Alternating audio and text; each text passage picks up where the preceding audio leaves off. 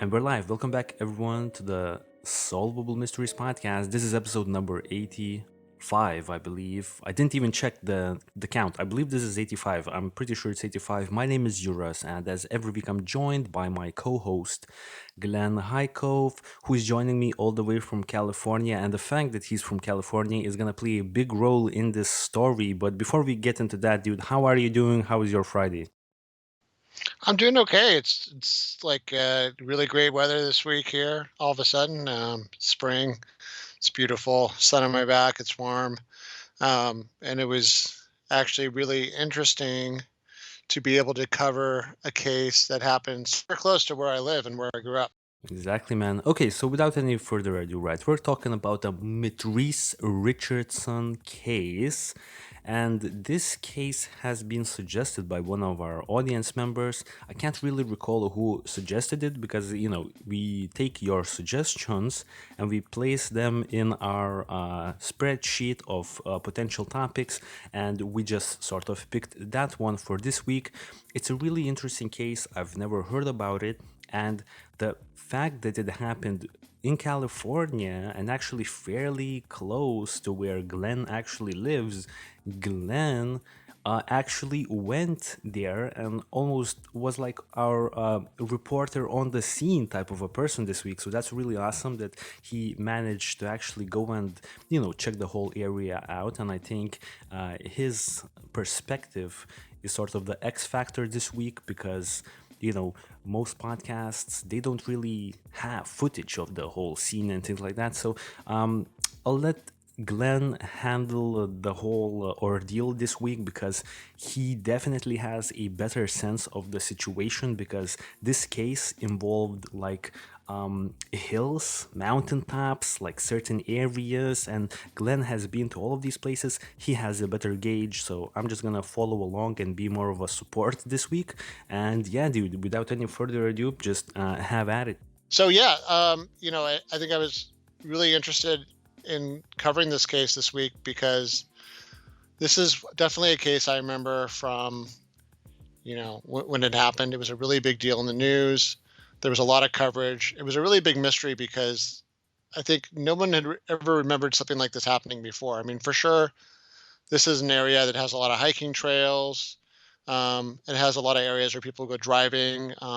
There's actually a lot of people like to ride their motorcycles and their like sports cars and stuff up and down the roads here because it's a nice, interesting area where it's a combination of both the rural and the urban. So it's right on the edge of Los Angeles. We're talking about Calabasas, California. So just for reference, when we talk about Lost Hills Sheriff Stations, that's actually serving Calabasas, Agoura Hills, and the neighboring communities there. And for anybody that's been living under a rock for the past 20 years, Calabasas is a super famous part of Los Angeles County. It's right on the edge of Los Angeles City. It's technically not part of the city; it's part of the county, but it's sort of like the Beverly Hills of my side of the city. It's where the Kardashians live. Kanye lives. Will Smith lives up in the hills around here, and his the rest of his family, Jaden, etc. So it really is an area that's pretty high profile, and it's really beautiful too. As I think as you're going to see with some of the footage we were able to provide this week and some of the photographs. It's an area that I know really well. So my kind of joke that isn't a joke is that if I were Viet Cong, this would be my jungle because I've literally grown up in this area. I've gone camping. I've done field work. And by field work, I mean like trail work, like carving trails into the hills with my Boy Scout troop and with park rangers. I've driven all around these hills. I drive through this part of the county and the city multiple times a year and through all kinds of weather. I am super familiar with this area, and I've literally spent my whole life out here. So I think that's where we're going to really be maybe a little more relevant than some of the other shows you may have heard about that. And I think this is going to be a theme is that today we're going to talk about some things and we're going to put things in a different perspective than maybe you've heard from some other shows. This isn't to single this out, but it's one of those things where I know, like, for instance, we've gotten a lot of good feedback about Uras's really great, in-depth investigations on topics about how he likes to be really good about circling back and making sure he gets the facts right. And this is one of those things where I feel really strongly in the same way, where we're talking about my neighborhood, we're talking about my area, and frankly, I really do want to make sure that people have, let's call it, a grown-up understanding of what the ground truth and realities are of a situation like this, and not sort of like the politically correct or pile on, like woke perspective. Like, let's make sure, you think about this like a thinking adult. And that's going to be my goal today, I think, as we go through this case, which is on one hand like a super sad, super tragic case about mental illness and some really dicey questions about um, the duties that authorities have about when is it the government's duty to keep you safe from yourself or to take charge of you, and what rights they do and don't have to, let's say, force you to do something or force you not to do something. So we're going to get into some interesting territory, and I think it's going to be a little bit of a different case than what you've heard so far. So I'm super excited to talk about it, but it is a super serious topic. I'll also put this on the front end that, um, without getting into specifics, because we're talking about the area of mental health and how it affects family members in potentially tragic ways. Euros knows what I'm talking about, but I'm super sensitive to this topic. So this isn't me being flippant and saying, something happened to somebody. No, like, I get it. When things happen to people, it's very normal for everyone else to get super emotional about it and to kind of lash out and wonder how this could have been prevented. So, I agree. I'm definitely gonna approach this topic. We're gonna approach this topic with that in mind, and we're really trying to make sure that whatever we do, we're going to be very respectful to Mitrice and her family and the pain that they've gone through so far. Okay. Exactly. Exactly, Yeah. dude. Just a quick step in. I just want to say that you did an excellent work introducing the case and how it actually relates to you. And I just had this idea of how I think we could handle the case. I think we could begin with the story a little bit because I think a lot of people want to get Yeah. into the story. And then I've known that you've did some awesome video recordings and things like that. So maybe we jump to those video recordings on the podcast when we actually approach the relevant area, when she's in the police station and things like that. So I think we could Absolutely. start off with, if you don't mind, I think the best part to start off with is maybe jumping to the Geoffrey's restaurants, or maybe you have some other way you want to handle it. Yeah, why don't we just real quick, I'll give kind of a thumbnail portrait of Exactly. Mitrice and what her life was like right before the evening in question, where she got into a little bit of legal trouble at Geoffrey's restaurant in Malibu. So, Mitrice was born on April 30th, 1985. She grew up in Covina, California, with her mother and her stepfather. So her biological parents were not together as a couple, though they both will come into the conversation later on as this case unfolds. She was known as like a really nice, really personable, great person to talk to. She was intelligent. She had she got a Bachelor of Arts degree in psychology in 2008 from California State University Fullerton, which is a great school. And she had graduated from before that from Covina Hills sorry, South Hills High School in West Covina, California, and there's just pictures of her as a cheerleader. Um, Dancing and I think being active was something she liked to do in her normal life. So, we'll just get it out there that she was a rainbow person. She was openly living as a lesbian, had a girlfriend. She was out with her family, and she did a lot of different things. I mean, she competed as a beauty pageant contestant. She worked as an intern for a forensic psychologist, and she also did just kind of part-time work dancing at, the Wikipedia called it an LGBT strip club, but I've heard it described as not exactly that. It was more like almost like go-go dancing. So I guess the difference between something maybe being like adult industry versus just, being at a club and dancing in front of people in like just a maybe a not necessarily erotic way, if that makes sense. Yeah, Just yeah.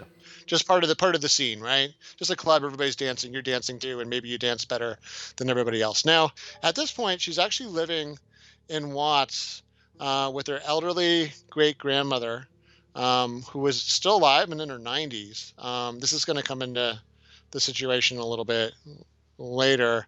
Now, just as a note, there seems to be some differing accounts about whether or not at any point before this evening in question, so before September 16th, 2009, there's a little bit of like her girlfriend says that she didn't show any signs of mental illness at all. By she, I mean Mitrice.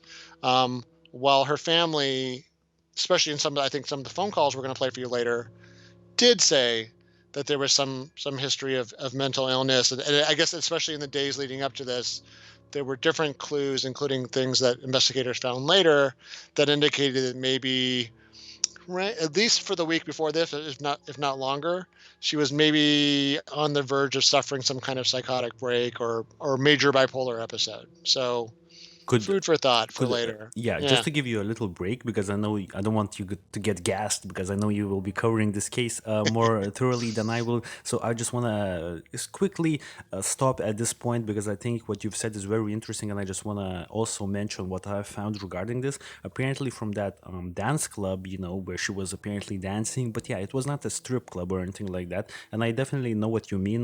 We have those clubs here all over the place where you have like just dancers like on these little like pedestals or something like that over the crowd a little bit, and they're just like dancing to like techno music or things like that. I definitely know what you're talking about. So basically, in terms of the crazy and strange behavior that was shown by Mitrice before she disappeared, I think she was sending very chaotic text messages to her mother and her family members about like uh, something about like Miss America is a fake ass thing, and then what do you want me to be? And then I think she ended it with the fact that I'm right now contacting Michelle Obama to ask Barack Obama what kind of position I could have in the White House. So that's pretty much the craziness levels here that we're talking about. And Yeah. the other thing I found very interesting,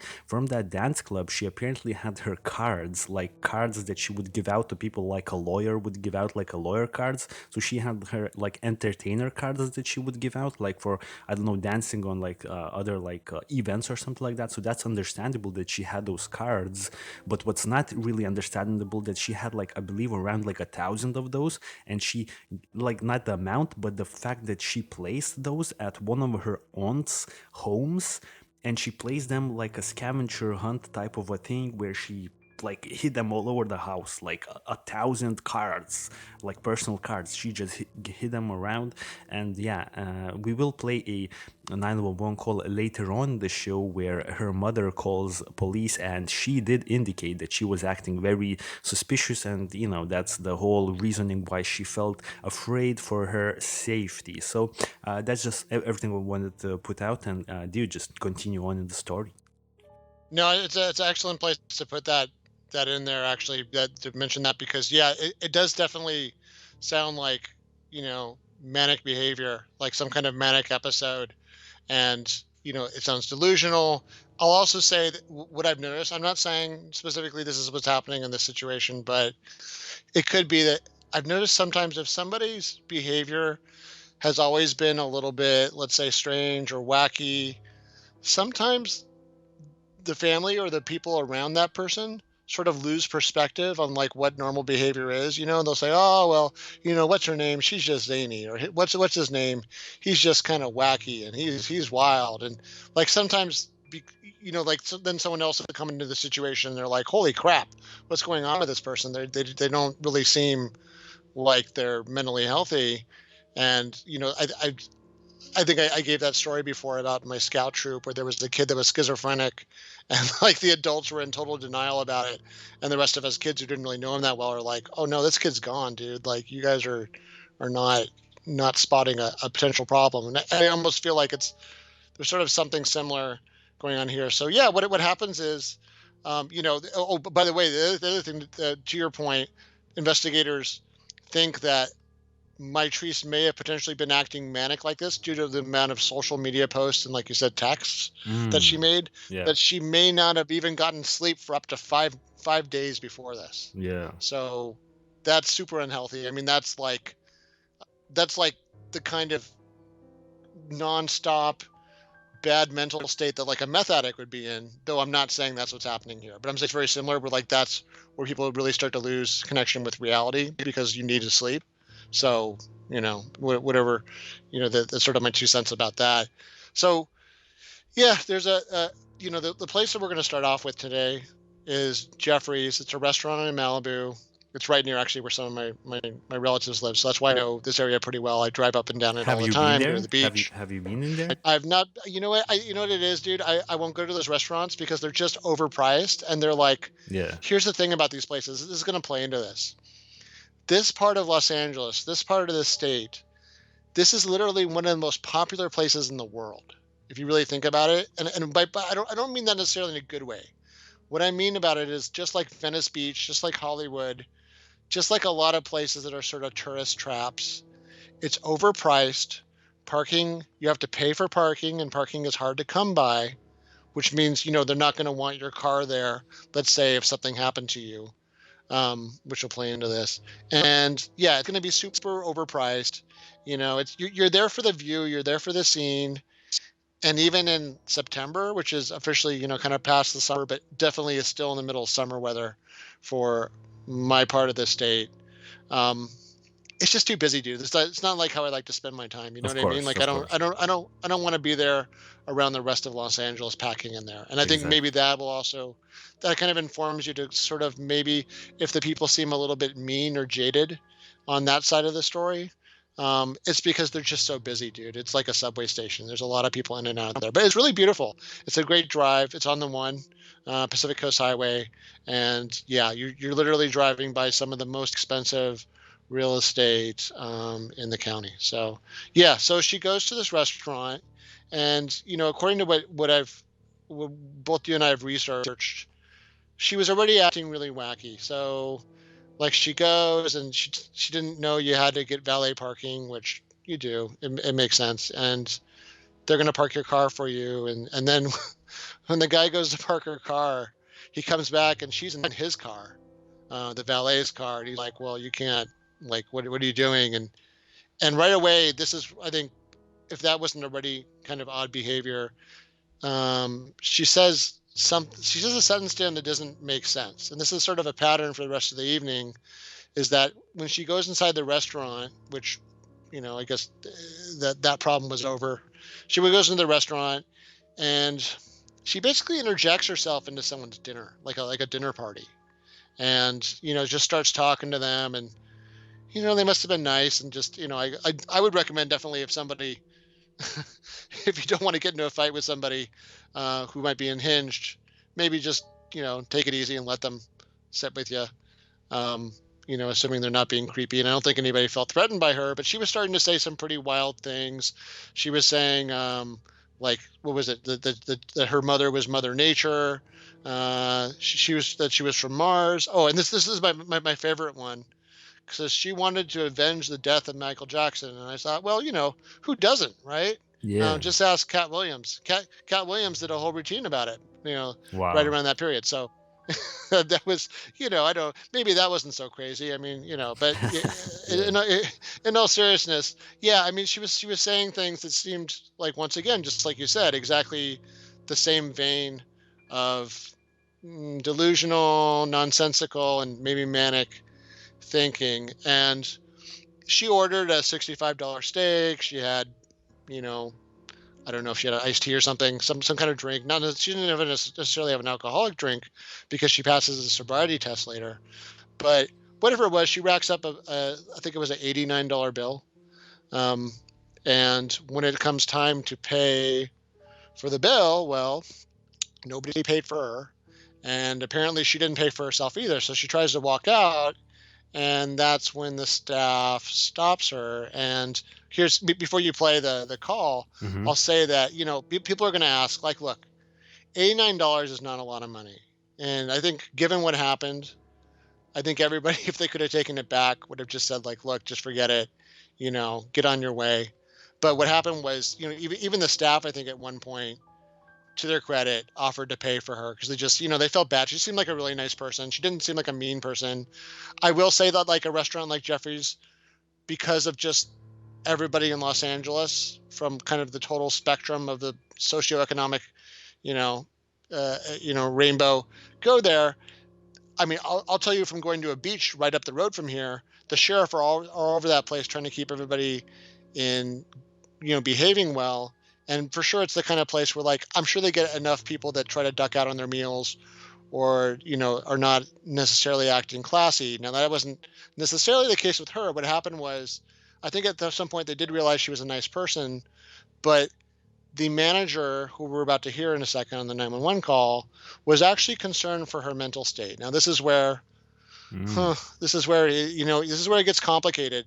And I'm going to contradict myself a little bit, I think, as we go on here. But this is where I think her thought was, well, if I call the authorities on somebody that doesn't seem all there, maybe inebriated, but she didn't necessarily say that. But this is a super dangerous place to drive. I'll say, like, it's not dangerous and like it's just like it's advanced driving. Like if you were a beginner driver, you wouldn't want to be driving there. It's a super fast, like 45 to 50 mile an hour speed limit right outside that driveway. It's really busy, especially like in any kind of normal time of the day.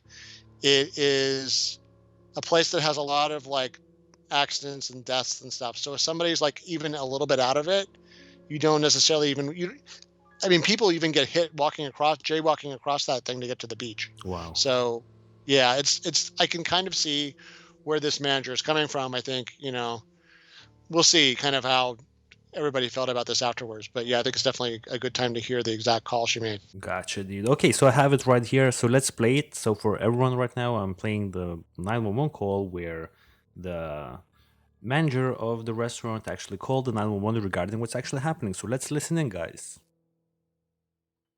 Lawsville Sheriff Station Deputy Shalette, how can I help you? Hi, I'm calling from Geoffrey's restaurant in Malibu. Yeah. We have a guest here who is refusing to pay her bill, and we think she sounds really crazy. She may be on drugs or something. We are wondering if someone could come by and pick her up. Okay, well, what's the address there? It's 27400 Pacific Coast Highway. And is she a white, black, Asian, Hispanic? She's young black girl. She's probably in her 20s. Okay, what's she wearing? She's wearing a black T-shirt and I think blue jeans. Is she with anybody else? No, it's just her. Right, so that was a 40-second snippet from that 911 call. I think pretty much everything relevant was in that 911 call that we can hear. And, the most relevant area, I believe, is when the manager actually said that she's acting crazy and I think she may be on drugs. So that's a statement used. And then another thing, she said that she was wearing a t-shirt and some jeans, which later on will play a big part in the search and the location of Mitrice Richardson's body. But yeah, pretty much we hear that she is, like, people working at the restaurant think she may be on drugs. So yeah, that's all I wanted to add here. Yeah, I mean, and small wonder, right? When someone's saying things that don't make sense and, they don't. It's always strange, right? When you see somebody that's well dressed, their hair is brushed. I mean, there's all kinds of crazy drifters that walk up and down this exact stretch of the highway, but then like they're literally like wearing like rags, and, like their hair's not brushed. There's homeless people and stuff like that wandering around. But this is somebody that definitely doesn't fit that profile. So they could only, someone could only assume that someone's either suddenly become mentally ill or, as is very much the case, is on drugs. So the sheriffs show up. This people might ask, well, isn't there like a Malibu police department or something? No, this is LA County. It's not the city. And the way it works is Los Angeles City is covered by the LAPD, with some of the smaller cities within having their own police departments. And then outside of Los Angeles, it tends to be the sheriff, the LA County sheriff who cover law enforcement for areas, and that's the case for Malibu. It's also the LA County Fire Department covers them as well. So they show up, and they give her a sobriety test. She passes it. They're not really sure. They actually at one point, this is where it gets. I think this is kind of the crucial area of the case where people say this is where the sheriff made the wrong decision. I think we'll debate that later. But what happened was they asked her, like, look, do you have like a wallet or anything? And she said, no. Well, it's in my car. And when they searched her car, apparently at that point they didn't find her wallet, but they did find maybe a little bit of illegal. Back then, what was illegal in many cases, drugs. It's a kind of drug that isn't necessarily illegal now, but at that point it was. So that was kind of another strike. It wasn't necessarily what they were, upset with her about. The main reason was the meal she wasn't paying for. So then they said, well, could you call somebody that could pay your meal for you? So, instead of calling her mother, she calls her great grandmother. Once again, probably because she's not in the best mental state at this point and probably panicking a little bit. And they call the great grandmother, and they want the great grandmother to drive down there from Watts, which it's like a 2-hour drive in traffic at least. And I don't know that 91-year-old great grandma is going to be able to do that. Right. One second. Yeah. Just a quick step in here on my end as well. I believe, if I'm not mistaken, the situation was that she was actually living with this, or at least near this great grandmother who was 91 years of age, because apparently, Yeah, she was living with her. because her university or like work, I believe, was actually close to where the grandmother was living, and the rules was that she would take care of her, because at 91, it's a pretty dangerous situation, I guess, for anyone who's living alone at 91. So yeah, I think that was the whole ordeal. And I will say I found it very strange that Mitrice actually sort of avoided calling her mother for some reason, and was always just trying to contact this great grandmother, who was probably not super like not like super. Yeah. I believe she was like really confused, and I think Matrice would have had like a better time if she called someone younger, you know what I mean, someone with more ability to actually like straighten this whole situation out, because the great grandmother actually did call the mother, right? So I'm just gonna just leave it there. Yeah.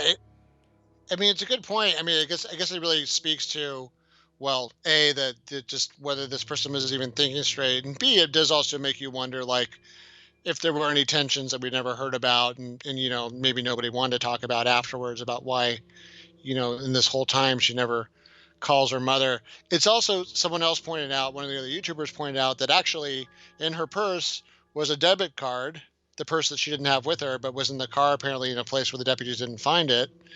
Not that it's necessarily their job to find that purse, but versus having it on yourself, if you were saying. But apparently her debit account, her credit account had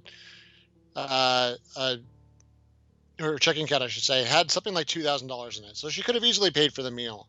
So it's kind of a tragedy of errors here going on. But what happens is eventually they figure out they need to arrest her, on a minor charge of suspicion of not paying for a meal, because they just, they can't sort of deal with this anymore. And let me just point out, even though like this is kind of like one of the easier areas to sheriff or police in LA County, because this same sheriff's department, like, they do law enforcement in Compton, they do law enforcement in Lancaster, they do law enforcement all over what is a giant county. Our county, Los Angeles County, is bigger than some states. It's a really massive amount of territory. There's, like, no joke, to go from one end of the county to another can take hours of driving. So it's a really big area.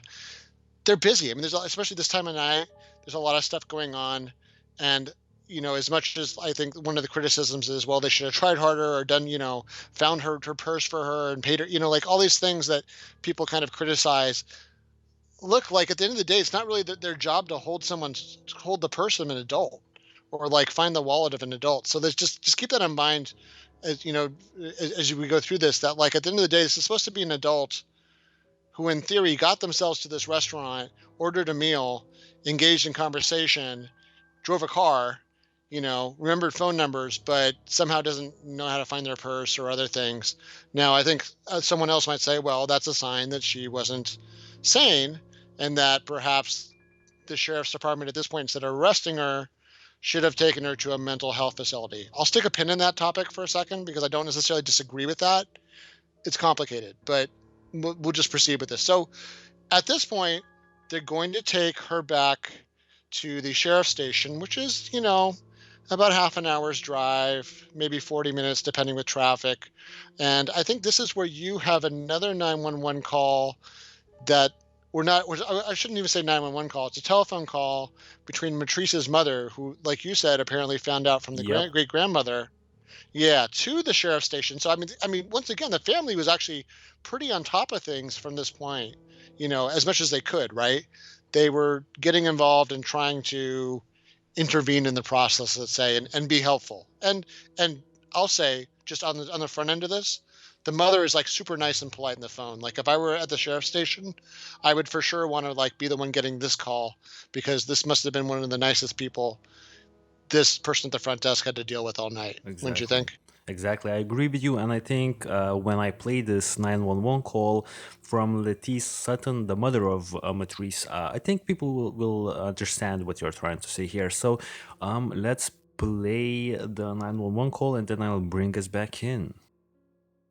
I am calling. I'm a little frazzled right now. I understand my daughter is being brought into the station.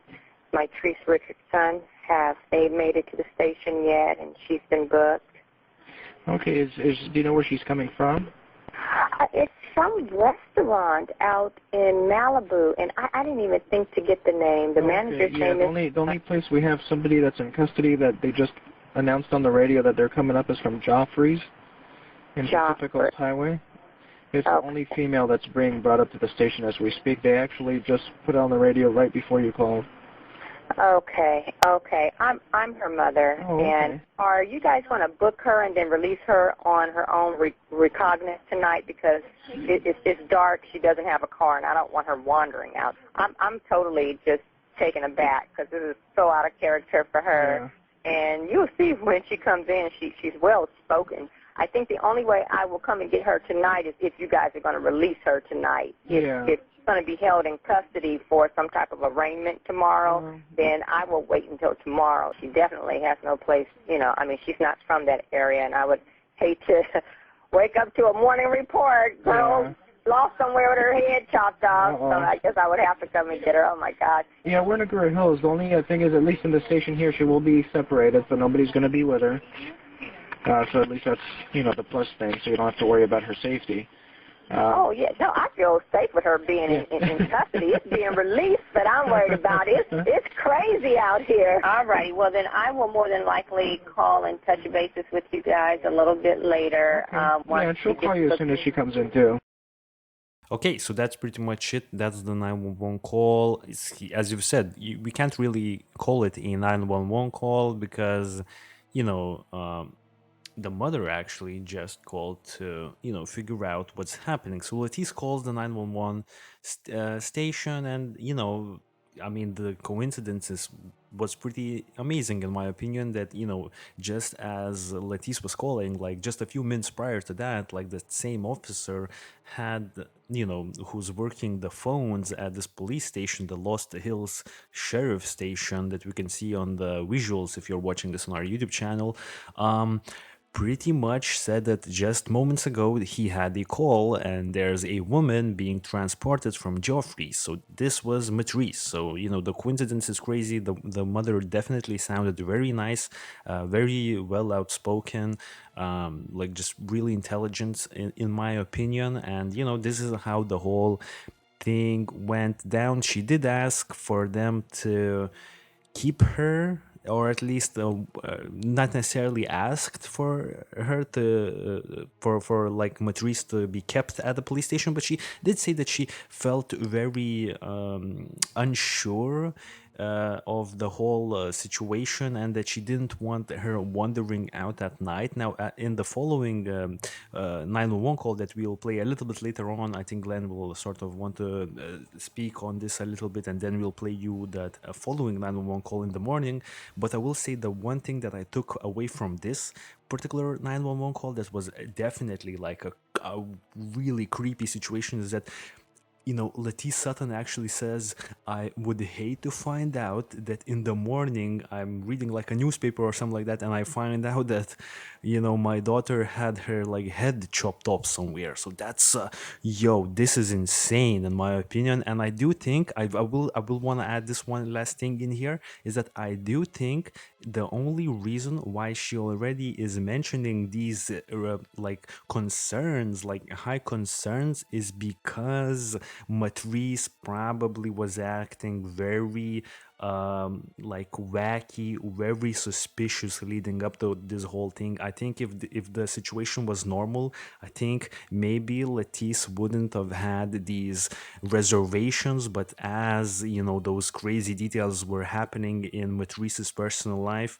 with the credit cards, the Facebook posts, the unsure text messages, I think Latisse had her reservations because of that.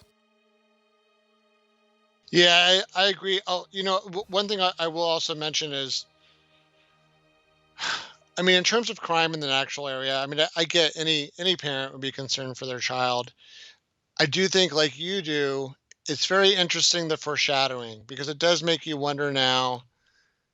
I mean, other than what we immediately knew and sort of the facts of going on, if there was some other reason why, which, the family maybe wasn't as forthcoming about later on, about whether there were other events that had happened in the past that they sort of, didn't want to mention because they had an active lawsuit and other things going on. And maybe, it would bring up some questions like, well, why was this person driving around, and why weren't actions taken in the past to have the state, let's say, intervene in her life if they were concerned about, the ability of this person to drive a car in traffic, or, otherwise conduct themselves in public and stay safe. But we'll once again stick a pin in that. I do think it's worth mentioning in terms of actual crime in the area. Until pretty recently, there wasn't much of any kind of like homicides or anything like that. I already mentioned, Kobe Bryant, last year crashed there. It wasn't really a crime. That was an accident. Now, there was a couple of years ago, there was a famous homicide that happened where there was actually a crazy guy, no joke, a crazy guy running around like Rambo in the hills with like assault weapons, and he was literally shooting campers that were sleeping. So this guy, yeah, maybe that's worth covering. I think that's like a future case, true crime case when they settle it. But this guy's like I think he's on trial right now. Jesus. But yeah, there's like these wonderful campsites. I mean, no joke. My first camping of my life as a Cub Scout was right in this exact area, like right down the street. I mean, we're going to go almost to the same campsite. So it's a really popular place for camping. It's sort of like a car camping place. You can get out of your car, go to a campsite, but you still got like just amazing scenery around you. Like it almost looks like you're in a different continent. But yeah, this guy was running around anyway. He was shooting people, and he finally killed somebody. And it was like a really important somebody, like a scientist. Wow. Who was there with his little baby, like toddler children. And then they finally caught the guy. But that's it, dude. That, and I think there was like maybe one other murder that was like looked like it was maybe some kind of organized crime dispute or something. Other than that, I mean, compared to the rest of Los Angeles, there's like nothing. So this is actually a pretty safe area. I mean, if I had to have my kid wandering around at 2 a.m. in any place, it would probably be here. Okay. Compared to almost any other part of Los Angeles. So that's, just, I mean, and my kid's not 24. So just, my kid's 10. So just as comparison. So, at this point, I think that wasn't there a second call? Yep. Where where she could actually hear Mitrice in the background, maybe, and that's where she started saying, well, like, listen, mind you, because I don't think I made this clear, after the deputies arrested her, they had her car towed to like the official police garage. So that's what happens. Just so everybody, so people to understand, the reason why they don't leave the car at the restaurant is it's a busy restaurant. That parking is super expensive. That parking costs $20 to $30 at any of these places, and Mm. like they've got meals to serve. They don't want to be responsible for someone else's I property have a on their property. question. I have a Yeah. question for you. Do you think that her car was actually placed here somewhere? We could see on the visual assets here on the Google Earth.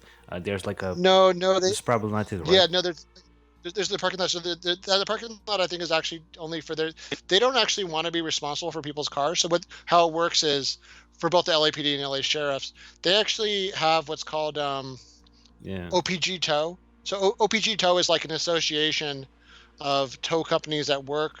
It stands for official police garage, and it's like a series of facilities that they will Mm. tow your car to, and they will take custody of your car, and they will guard your car. But Right. it's sort of like they don't really want you know what I mean? They don't want the sheriff dealing with that. They don't Right. want deputies, yeah, dealing, and they don't want the conflict of interest, right? Too, because then someone could turn around and say, "Hey, you guys arrested her, so you could like go through her car and take her property." Like that way, you kind of put a third party, like an independent third party that can absorb the legal Mm. liability for that. So Yeah. that Yeah.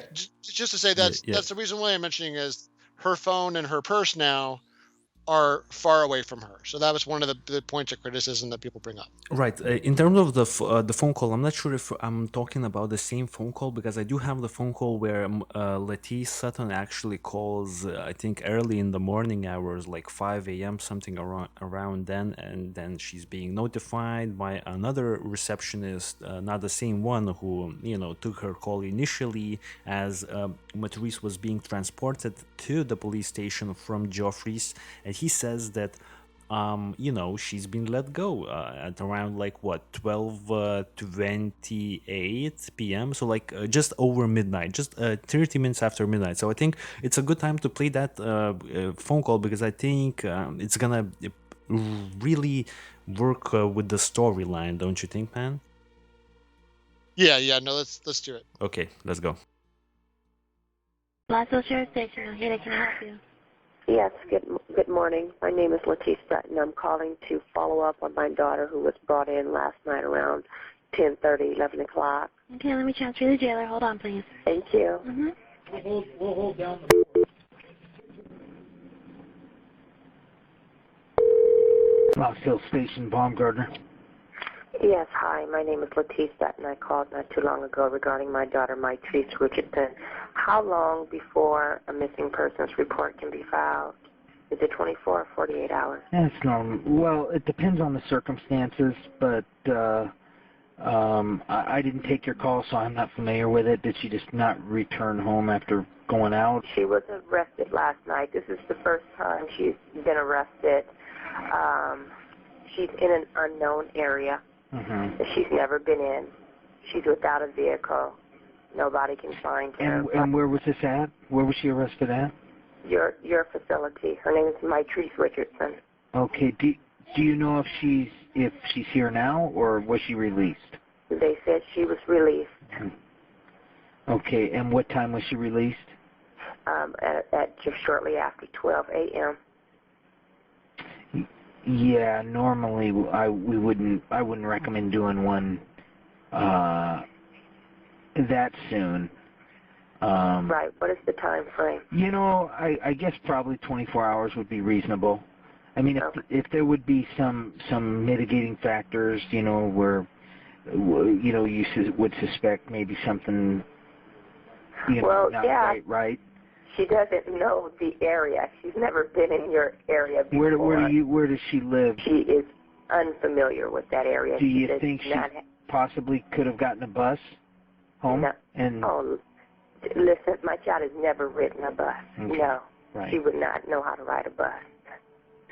I would probably wait till, early this morning, and if she doesn't turn up, you can certainly call. I don't suspect anything bad happened. I'm concerned because, well, first of all, I thought they were going to keep her overnight because she was highly intoxicated. Something is obviously going on with her. Have you talked to the jailer? Yes, yes, I have. He said he tried to get her to stay, but because she was an adult, they had to let her go. I believe that she is highly depressed, and she's in a depressive state.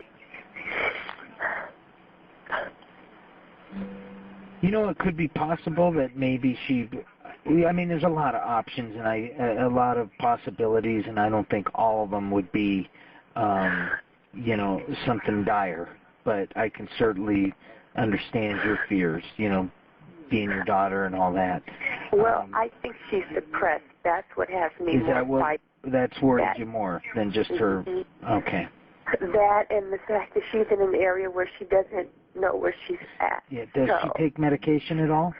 No, I believe it's a state that she's in right now because of just the weird activities that's been going on. What's her name?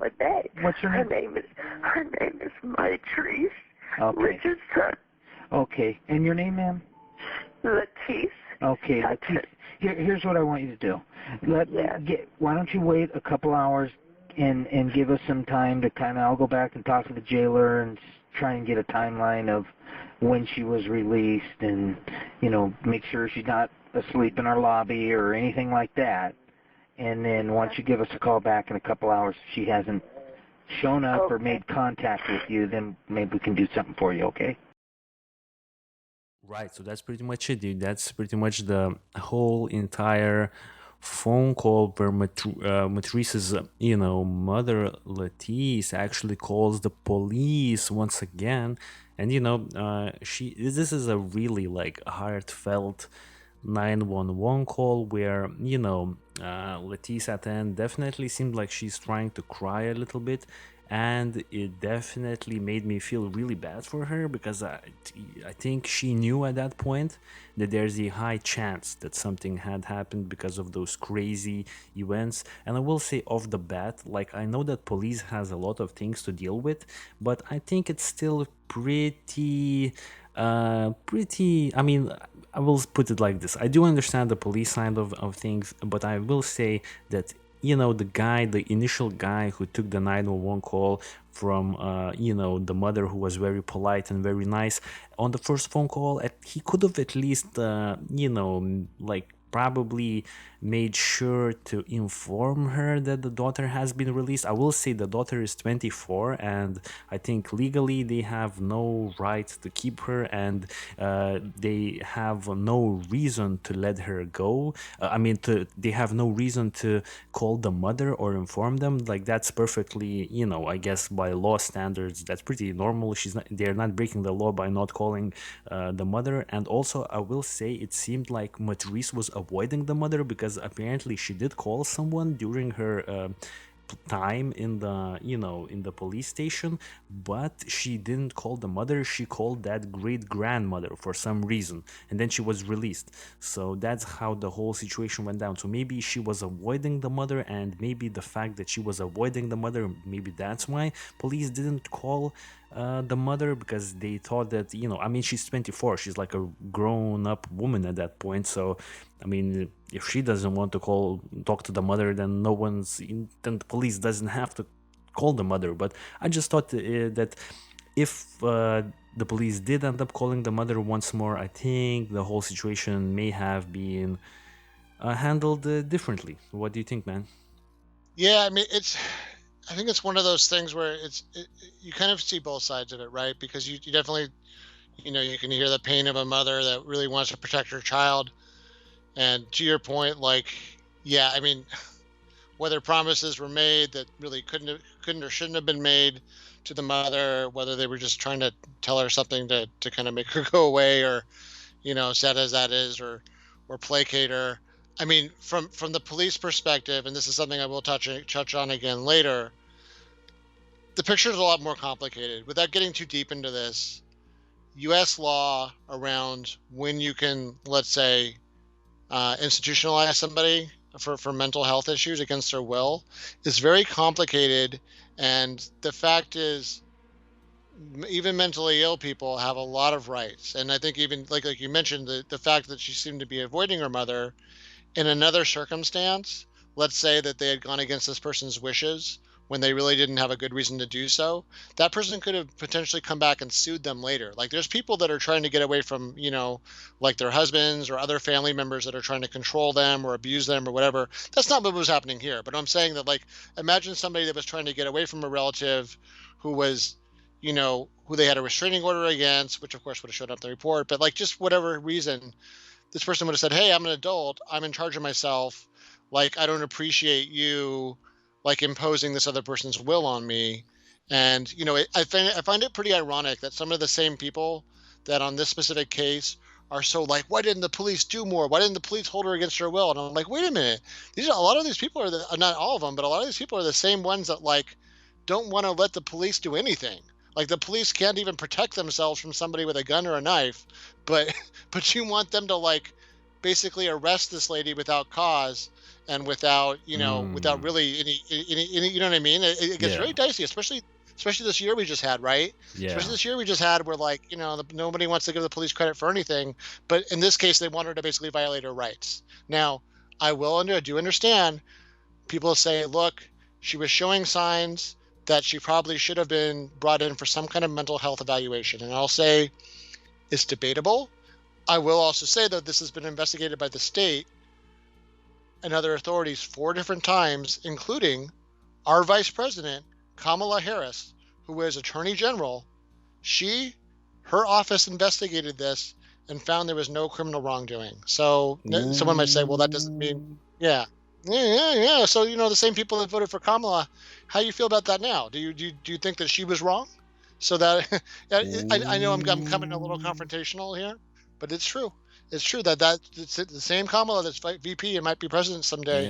Yeah. Something happens. Yeah. So food for thought. I mean, okay. that was. I will say also with. I mean, we're not a political channel here, but I also heard that Kamala, she apparently has like her husband has some sort of a connection to Herbalife, as he was like the lawyer for Herbalife, and apparently they defended Herbalife's Ponzi scheme.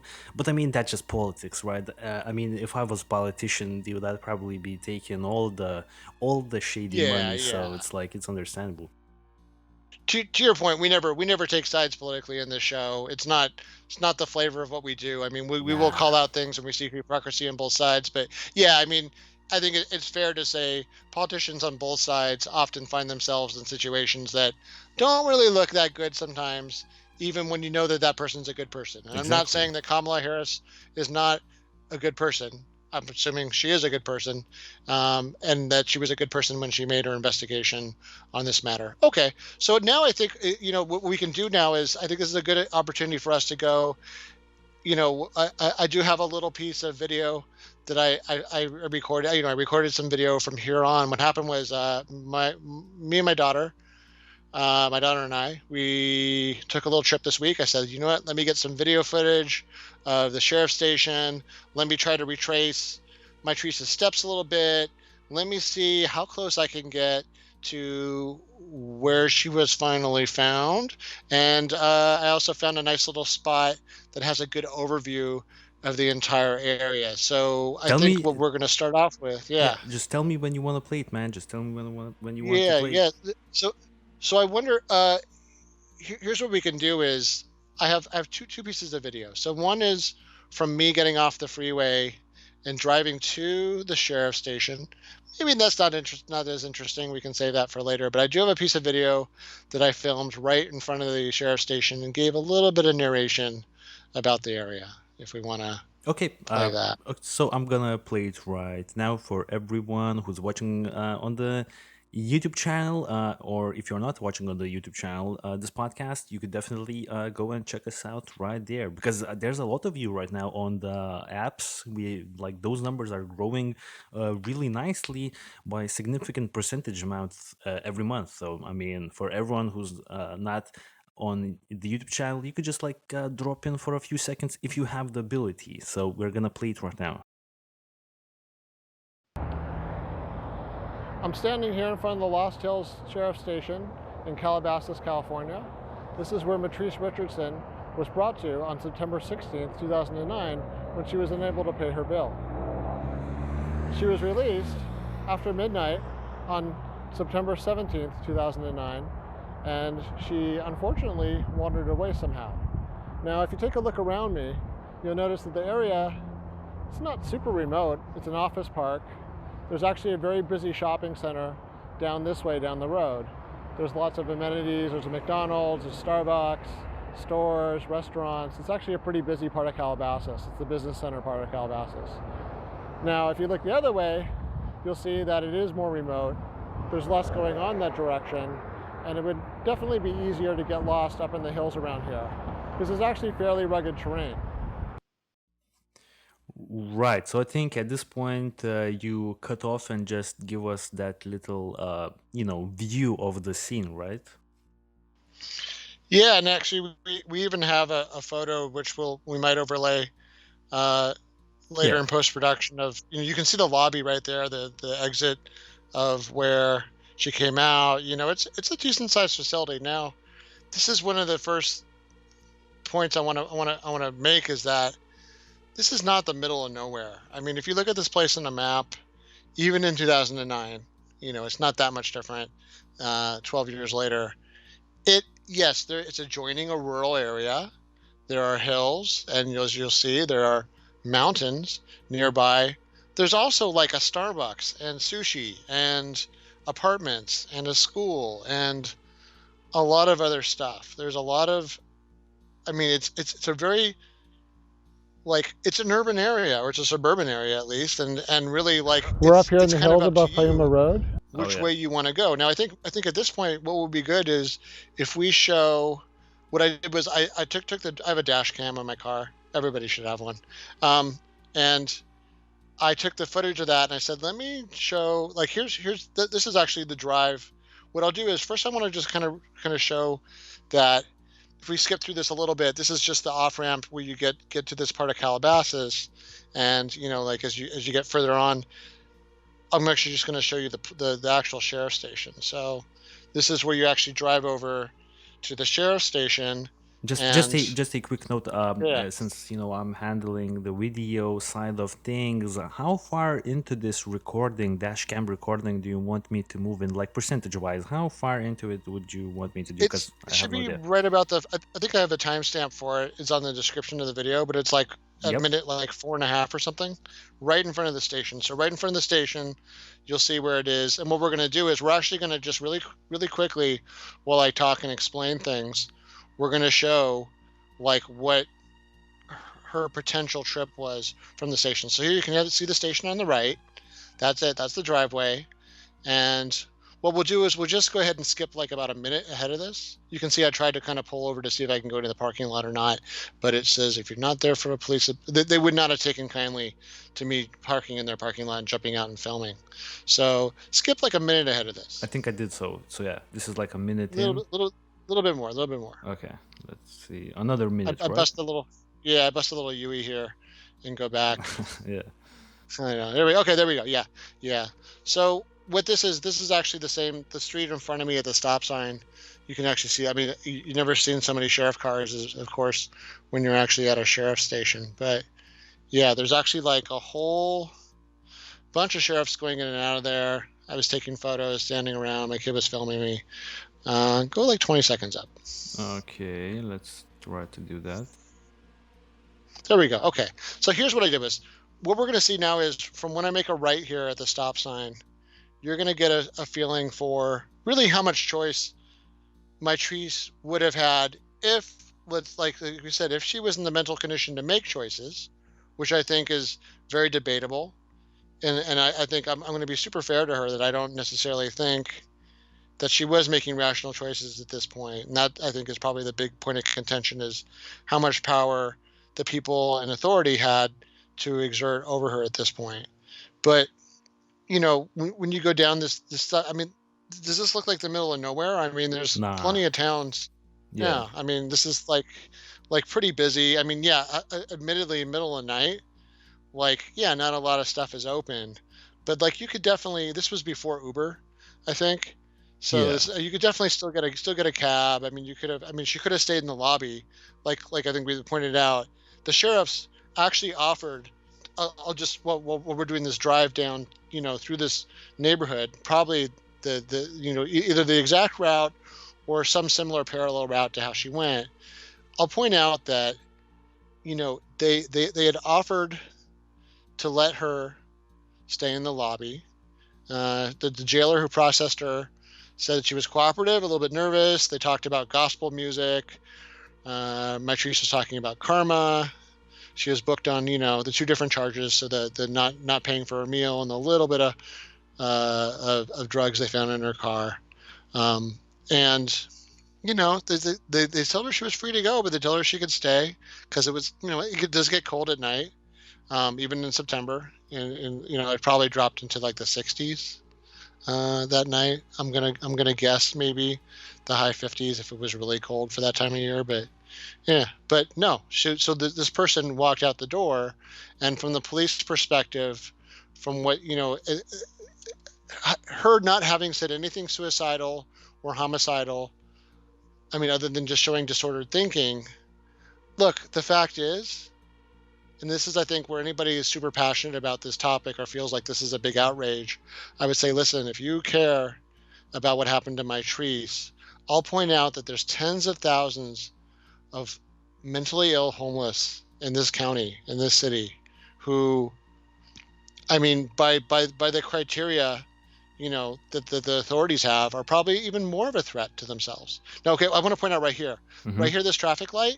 This traffic light is like the point of like, if you go left, you're going back into like office parks and, Starbucks and McDonald's, literally McDonald's and gas stations and things like that, and schools. If you go right, well, you're heading off into the mountains. Oh, okay. And this is apparently what she did, assuming she didn't get a ride. And there's no evidence, despite what people say, there's no evidence that she got any kind of ride. Now, I'll also point out that up ahead is a super kind of like famous, kind of like well-known area of Los Angeles. You've got Malibu Creek Park coming up. It's going to be a couple miles ahead to kind of the right and the front. The mountains get really scenic. When you look at the mountains, it almost looks like you're like, you ever see those like videos and pictures of like parts of China where the mountains are like super pointy and like, I don't know where, you know what I mean? Or Southeast Asia, where like it doesn't look like the mountains where I live normally. But yeah, the scenery is really interesting because there's been a lot of kind of geological upheaval. What's nice is in about a month to 2 months, and I think you saw this in some of your Google Maps footage, it gets really beautiful. Like everything turns green. It looks like Ireland here. It's like the only time, it's the only time this place gets really green, and all these beautiful, you could see it in the Google Maps that you were looking at, all these beautiful yellow flowers come out. And if anybody looks up my stock photography or my Flickr account, you can see some of these photos. It's really beautiful. The video didn't lock up on you, did it? Oh. It did a little bit, but yeah, I'm just okay, yeah. Going, yeah. So anyways, you can see like this is like kind of a long stretch of road, right? Down like there's nothing. I mean, the only thing that's to either side is basically kind of like ranch land. I wouldn't even call them farms because I don't think they grow anything. There's a lot of this property is like grazing land. Sometimes they have livestock like sheep or cows on it, but it's just more like some of it's even like state land. Like I said, the Malibu Creek State Park, and I've done like trail work over to the right of this, up in the hills, during the spring and the fall, as part of like Boy Scout projects. Now, right here, this traffic light is also a famous. This is Mulholland Drive, which goes a pretty long stretch along, Los Angeles County. It's like a super famous road. But as we cross this, we're going to get to the point, which I think is like the crucial turn. So I think the real question is, did she really walk this whole way? Yeah, like if I could just step in, right? Because I think the sentiment that I have will be also the sentiment that at least some of the audience members have, is that this is a long walk for an psychologically unstable person at that particular point in time This is a very long walk. I mean, I know that she had like a good 5 to 6 hours to make that walk, because we do know, I will play another 911 call shortly where, that news reporter guy actually apparently noticed Matrice in his property. But I will say, like, walking this distance, dude, I mean, goddamn, like, this is so long. It's super high energy manic behavior, and I think that's the part where, like, yeah, if we didn't have these other witness accounts of people that saw her by herself, right? So not with someone else, not, being coerced, not being dragged around, not being dropped off out of a car, but essentially trespassing on people's property down here. And once again, for the middle of nowhere crowd, oh my gosh, this is the boonies. Well, boonies or not, this is some of the most expensive housing in the county. I mean, I wish I could live here because it's really nice. You have really big houses and the property is just exquisite. Now, it's interesting because I would say up until this point, now we're finally doing an uphill portion. So I would say, like, sometimes I wonder with people get lost. Like recently, I participated in my neighborhood. I participated in sort of a neighborhood search for an elderly person with dementia who went missing. And I actually did a little drive around my neighborhood because she went missing right near where I live. By the way, look at that scenery. It's just beautiful. Yeah. But you can see it's pretty mountainous. And one of my theories is I feel like somebody who is like maybe out of it, I feel like they're going to walk downhill most of the time. You know what I mean? Like they're not going to, unless they're like in a super manic state, which maybe she was. I feel like they might just take the path of least resistance, like water, right? Water goes downhill. Do the easier thing. Now, there was a little bit of a pretty good uphill stretch right here, and now we're finally going to get to Piuma Road. Now, Piuma Road is the area where she was spotted later in the now morning, right? Because we crossed midnight into the early morning hours. And this is where, this may have been essentially the decision that she made that maybe killed her. And I don't mean that like I'm not blaming the victim here, because I don't blame her for I don't blame. I want to make this super clear. I don't blame Mitrice for anything. I think you can't blame somebody that's in a mental state where they're not in control of their faculties. I mean, just the fact that she wasn't making sense at all, that she was saying sentences that, words that didn't even belong together. I don't, you know what I mean? I mean, you might as well, this is where I don't want to sound patronizing. I just want to be really fair that, like, when someone's mentally ill in like a very serious state of mental illness, it's really hard to hold them legally responsible. And in fact, there is like a legal kind of turn of words called mens rea, where like you can't actually necessarily be found guilty of a crime if you don't actually know that you're doing it. And this isn't a crime. This is like her being a threat to herself. So this is where it starts to get super rugged, dude. I can't even imagine.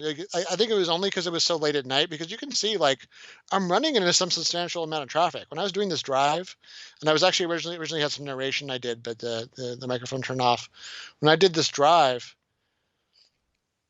I was actually annoyed at how many people were like behind me. Like every time I made a turn, I'm like, geez, like all these. I mean, it was like a little bit close to the end of the day, but like there for sure were people up and around. But you can see it's getting pretty remote here.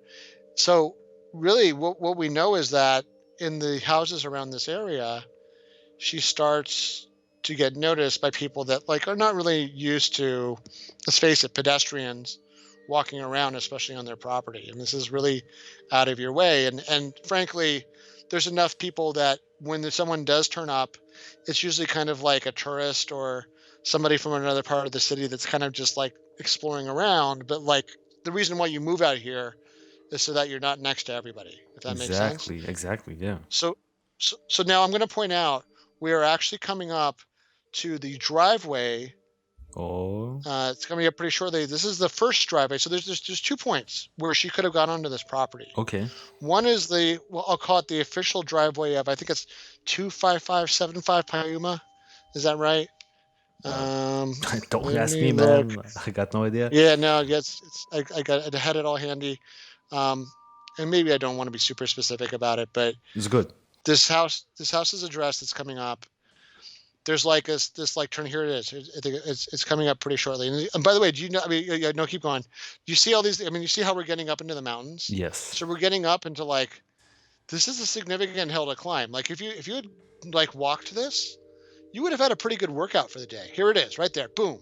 So if you look on a map later on, we look on Google Maps where she was found.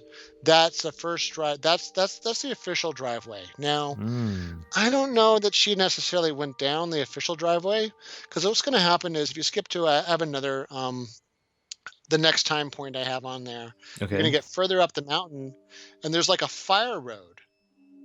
I mean, even though this looks like a fire road. Yeah. By fire road, I mean a road that like fire engines would access. Am I in if the they were right? Going to go fight I just want to make Yeah, sure. Am I in the right? Yeah. Yeah, it's going to be after this. So yeah, as we keep going up the hill, and I think it's good to just let it roll from here. I mean, it's possible that she kept walking up this way and went further up and further up. And you can imagine at this point, I mean, manic state or not, hyperactive or not, you know, if something was driving her. I mean, I don't know if you've ever seen somebody in like a manic state or a hyperactive state, but their energy level is amazing. I mean, Really? it's like I didn't know that. I didn't know that. Yeah. I remember. I'll just say, like, since we're almost getting to that point. One time in Boy Scouts, there was some kid that was like on a project that I was on. Yeah. This kid was like from another. This kid was from another troop. I found out later this kid had like a major hyperactivity problem, and he was like an older teenager. Dude, this kid cut down a tree by himself, and there were like 4 other adults there. Yeah, this kid was like, he was doing all kinds of crazy stuff in this project. He was being unsafe. But at one point there were 4 of us adults trying to cut down a big tree, and he took the axe and, no joke, just went at it for like an hour straight. Like, Yo, I don't know. Yeah, maybe this is the same guy who was like the Rambo in the hills. The Rambo with the hills, right? Yeah, like God you know, damn. the early days. By the way, all these bicyclists, I'm not a hater, but like I don't really recommend. For some reason, Los Angeles has these bicyclists that love to pick like these super dangerous. There's no room on this road, by the way. This road is like super thin. I'm driving on like a big fat SUV, admittedly, but like this road, there's no room. I will say, Really, I want to say, since it's probably not an American thing, but here in Europe, like bicycle sports is like a pretty big thing. You know, we have like the biggest races in the world, like the Tour de France, Oh yeah. and the d'Italia thing, where it happened, where, you know, in France and in Italy. And I will say that they, like, big portions of those bicycle competitions actually happen in very similar roads and very similar scenery and, you know, the southern French areas. So I will say that I do understand why they're doing it here, because it's very similar, and, you know, the altitude is here, and then there's a lot of like climbing into the mountains with the bicycles during those competitions. So yeah. I get it. Like, don't get me wrong. Like, I think like definitely if I would love to ride a bicycle around there. And you know, when I was a kid, I was more likely to do that. It's just Los Angeles is such a car city. Yeah. Like even more than most cities. I mean, it really is a place that didn't have a lot of public transportation that was accessible. You know, like that went to all of the city in a reasonable amount of time until you know, recently. So Exactly. I think that we're coming pretty close. We're about to hit, I think, the fire road that I was talking about pretty shortly, and you'll actually be able to see both this, and then when later on when it's dark and I start back down, you'll actually be able to see the house from the property. I just want to quickly step in before we get to that point. I just find it very difficult to understand how a person would do this walk, because let's remember, we started all the way back at the police station, like I don't know how many miles back. Like this seems like, Oh yeah. God damn.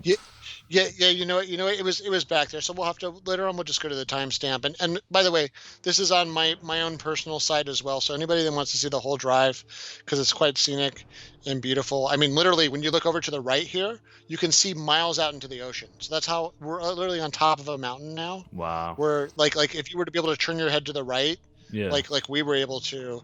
I wish I had a better setup in my car with like GoPros and stuff.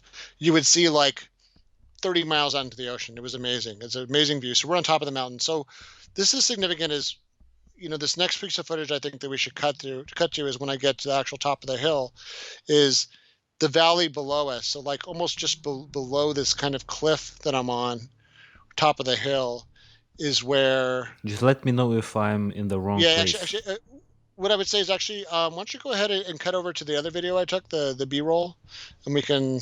Oh yeah. I had that my little spiel at the end of it there.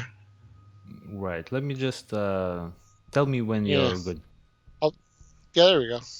Should I play the audio as well, or? It's okay. No, I'll talk over it. I guess why be so dramatic, right? So, yeah, I went up there. I tried to be kind of Mr. Correspondent, but the wind was blowing and people were making noise, and and I had stuff on my face. That's like a kind of a something I learned the hard way was before you take videos of yourself up close with your phone, maybe check to see if there's stuff in your mouth. Yeah. Which I didn't apparently. Apparently I had coffee like stuck in sides of my mouth and stuff. But you can see from this footage, like, right, it's really beautiful. It's really dangerous. It's super rocky. It's really dry. We're talking about in September, really for the entire year except for maybe 2 months. It is a super dry like part of the state and the city. There's no real natural water sources other than there's this one creek, which you probably wouldn't want to drink out of except in an emergency. And the terrain here. So what happened was, I think we can probably get to the actual case is that, she turns up missing as we know from that phone call. It turns into a massive search where they have sheriffs, they have volunteers. People are scouring the hills, but as you can see from this video, how do you search all of this, right? Like, how do you even dude, how do you even go out? I definitely agree with you, but this is a good place for us to put a little piece of information why people were focusing on this particular area, and that was because of that other 911 call from that rancher or a news anchor, right? So how about we play it as this B-roll keeps going so that we know why people knew where to search, right? Yep. Okay, so let's do it, man. Let's do it. Sheriff Station Office, can I help you? Yeah, hi. Hey, this is Smith at Cold Canyon. We had a prowler walking around through the backyard here, but we don't know what the situation was. I don't know if you had a unit in the area. It might do a little drive-by or something. Okay, where's this at? This is Cold Canyon, like hot and cold in Monte Nido. And it's in the back of the house, which is right where Wood Bluff hits Cold Canyon. And we just had a strange woman walking through the backyard here. It's a fairly large property, and she was sitting on the steps right on the back of the house here. This is kind of a circular driveway, and the gates were closed, so we don't know where this woman came from. You said the cross was Wood Bluff? Yeah, that's right. There's a horse trail, hiking trail access through here, but we've never had this kind of thing happen before. What'd she look like? White, black, Hispanic? A tall, slim black woman with afro hair. How tall? Well, she was sitting down, stretched out on the wooden steps in the back of the house. Hard to tell, but she looked like she might have been medium to slightly tall, with a big afro hair, very skinny. And I think she was wearing maybe jeans or tight pants with a T-shirt. You've never seen her there before? No, never. Nobody ever does that. I mean, the people hike on the trail all the time. The trail goes through our property, but we leave it open on purpose because it's kind of a nice thing for horses and people. And you said she's laying across she was laying across the steps, or? She was sitting kind of sprawled out on these wooden steps in the back of the house, right against the back of the house. She's since got up and left? She's since gone, yeah. She's been gone about 5 minutes now, but as we thought it over, we thought maybe a little drive-by wouldn't be a bad idea. And what direction was she last seen headed? Never saw her. Once she left, she just disappeared. I moved from one window to another. I said to her, I hollered down, "Are you all right?" And she said, "I'm just resting," or something like that.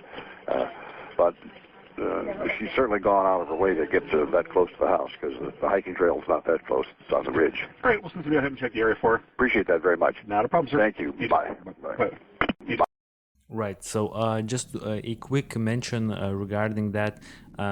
apparently this was a news anchor or something like that. His voice was definitely like a news anchor, so it does make sense now to me. But I will say, I just want to quickly jump to the Google Earth just to illustrate the area, right, and the location. So basically, just really quickly, this is the Lost Hills Sheriff Station, right, where Mitrice was first booked into. You know what I mean? Let's actually straighten out the Google Earth, right? So as you can see, like, I'm assuming you've done I'm not even sure in which direction you did the actual drive. I would assume it was this direction, but I will say, or maybe not, maybe you took this direction, but I will say, look at the distance.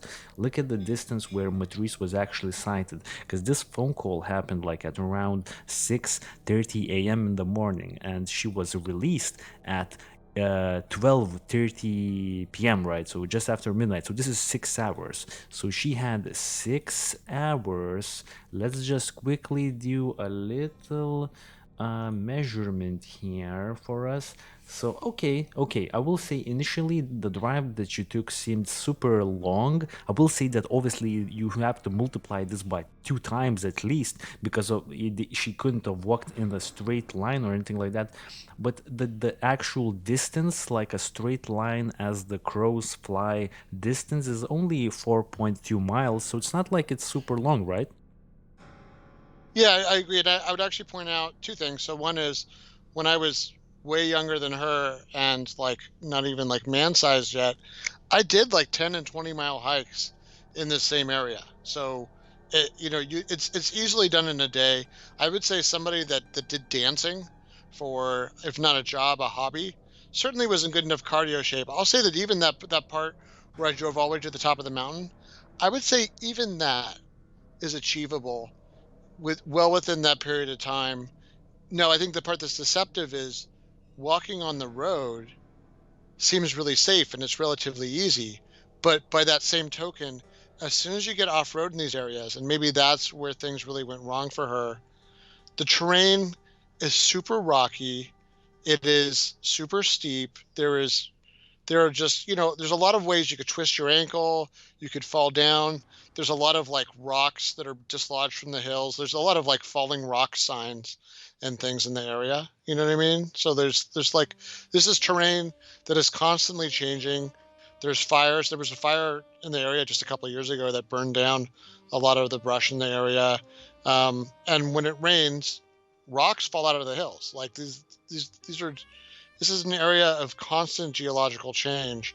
And I would say, because of the geography, because of these really deep, kind of well-hidden canyons, it's really hard to even like get into these areas to search very well. And I think, unfortunately, that's kind of what happened here, is because after these other phone calls, like this, the reporter that says, hey, this lady's like taking a nap in my backyard, and he calls down to her and she says, oh, I'm just resting. And yeah, no wonder you're resting, because you just walked a bunch of miles in the middle of the night after maybe not sleeping for 5 days. I would say that it's very possible that she got off road on that property that I was showing from my drive. And what I think happened probably is either she may have fallen into one of these little canyons or wandered up into one and then had maybe a further medical episode. That's, I think, kind of open to debate. But when you do look at, I think I have Wait, one of our just photo assets. really, There it is. There's a fire road right there. right. That's it. Yeah. I was wondering, because this is coming from my realization as we speak, like literally right now. I did think maybe this was the entrance, but have not went through with you on this particular information, and it does seem to me like the most plausible place where she could have entered. So yeah, dude. Wait, is this like the?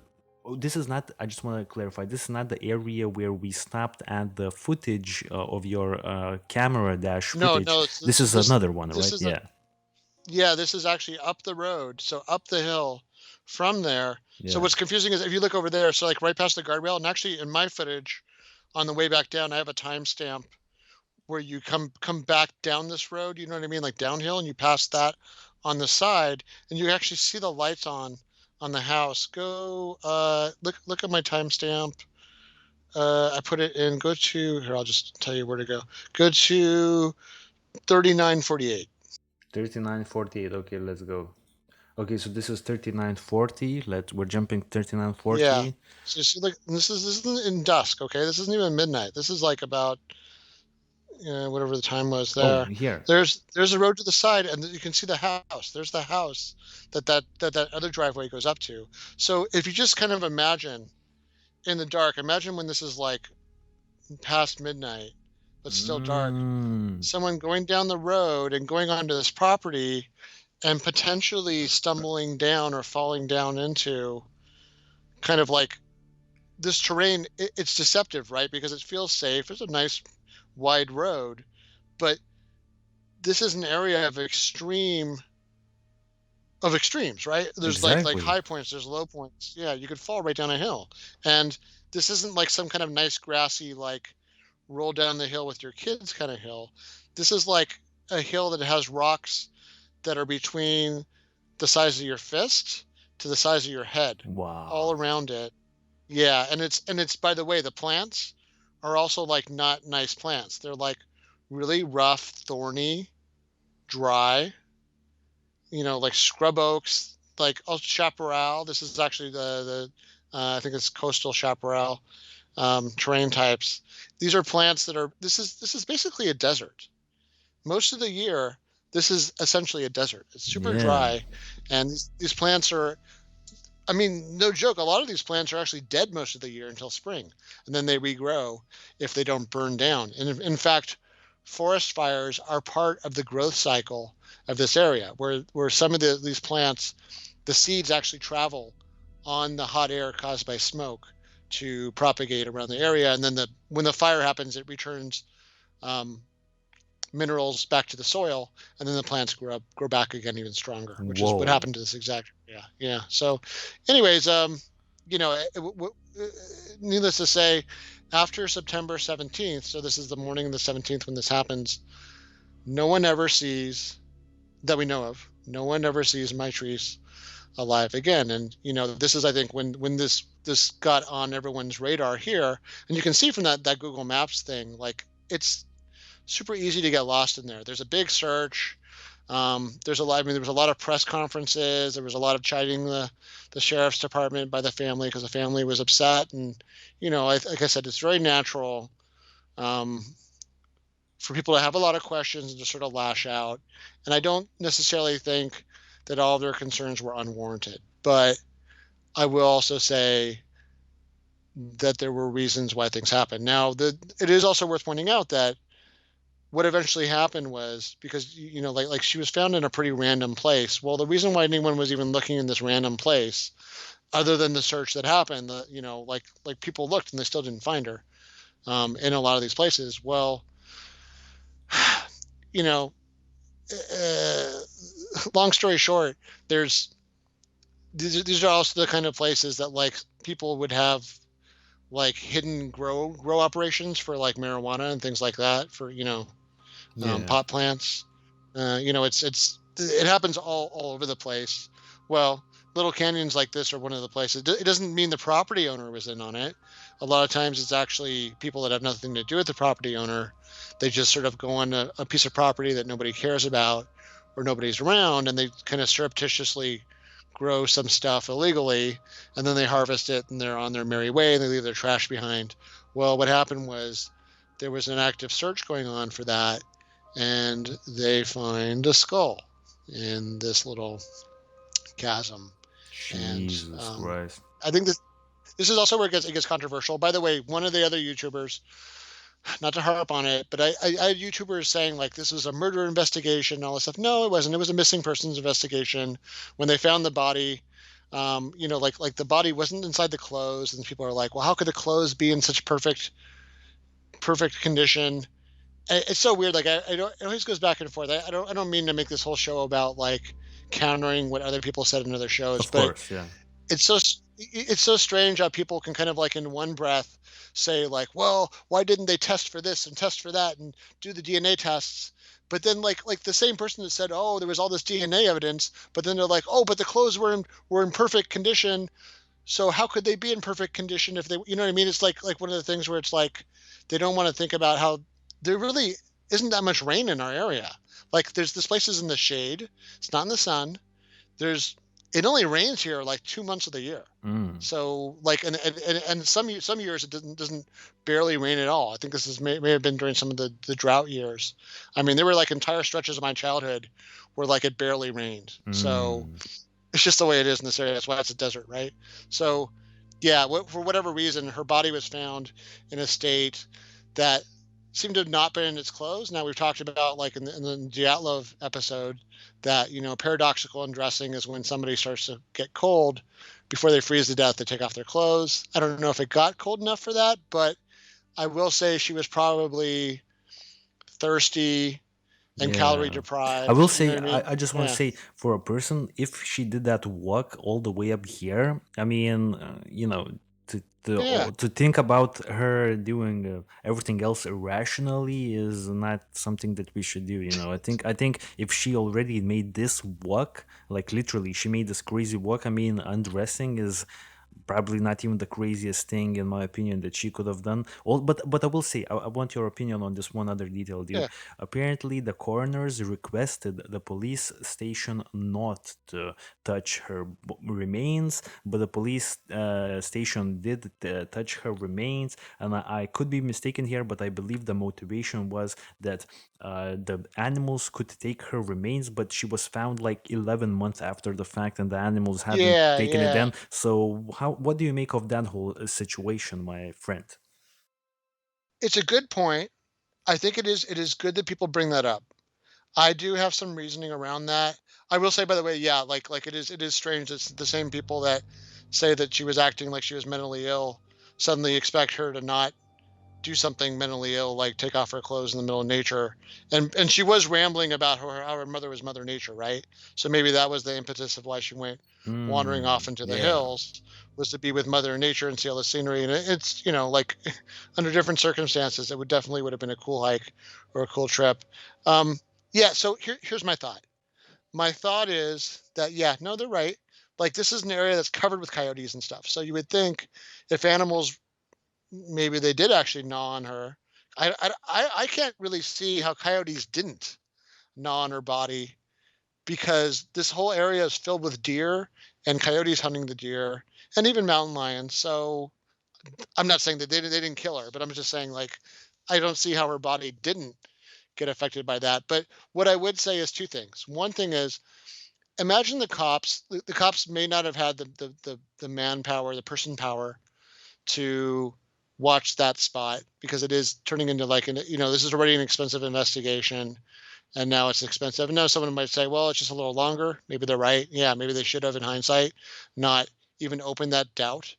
What I will say is though, coyotes and other animals know that where you smell people, you smell food. And up until this point, there hadn't been any people other than Mitrice, 11 months before in this area. Now all of Okay. a sudden, a bunch of people hiking around with snacks and all kinds of other trash are showing up in this area. And like, can you imagine how embarrassing that would be for the sheriff's department if like they leave or whatever, for whatever reason, they don't like just take custody of the belongings. I mean, if I were the sheriff, I'd turn around and say, "Hey, coroner, why the f can't you come up here and get the body now? Like, what are we waiting for? Why do you need to like, you know what I mean? Like here it is, get to it." But whatever, okay, they're busy too.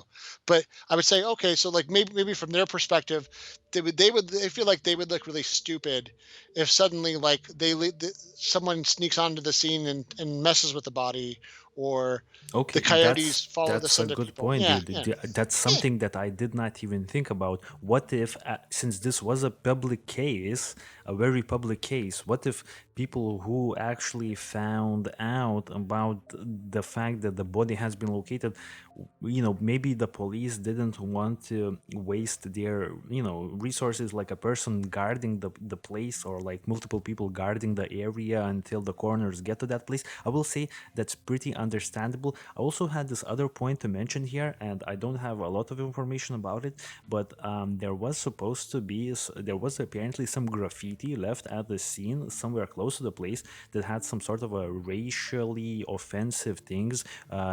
The contents of that graffiti was racially offensive, and maybe, the motivation could be linked to that. I'm just speculating widely here, but like maybe the police thought, there's some potential racially offensive people here. Maybe they will try to do something to the remains or something like that.